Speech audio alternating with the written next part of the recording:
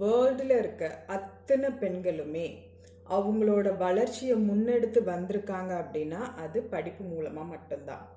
இப்போது கல்லூரியாக இருக்கட்டும், பள்ளிக்கூடத்துலையாக இருக்கட்டும், நம்ம படிக்கிறதுக்காக ரொம்ப போராடி தான் பல சாதனைகளை அடைஞ்சிருக்கோம். இப்போ எல்லாமே நம்மளால் செய்ய முடியுது. ஆனால் குடும்ப வாழ்க்கைன்னு வரும்போது சில விஷயங்கள் நம்மளால் ஹேண்டில் பண்ண முடியறதில்ல. இப்போ இருக்க ஜென்ரேஷன் இன்னும் சொல்லவே வேண்டாம், ரொம்ப திணறாங்கன்னு சொல்லலாம். சில பிள்ளைங்க இருக்காங்க திறமையாகவும் பண்ணுறாங்க.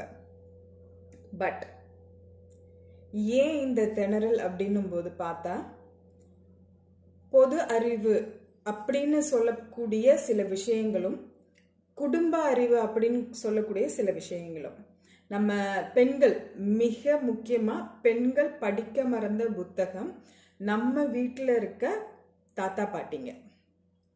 பெரியவங்க கிட்ட இருக்கிற அந்த குடும்பத்துக்கு உண்டான அந்த எக்ஸ்பீரியன்ஸ் அதை நம்ம கேட்குறதும் கிடையாது, நம்ம அதை வாழ்க்கையில் யூஸ் பண்ணுறதும் கிடையாது.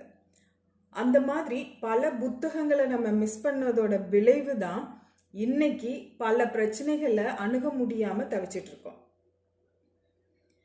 இப்போ பெரியவங்களை தேடி எங்கே ஓடுறதுன்னு தெரியாத காலம்லாம் இருக்குது. அவங்க ஒரு இடத்துல இருக்காங்க, நம்ம ஒரு இடத்துல இருக்கோம். ஓகே, சொசைட்டி நிறைய மாறிடுச்சு, ஃபாரின் கல்ச்சர் எல்லாமே இருக்குது.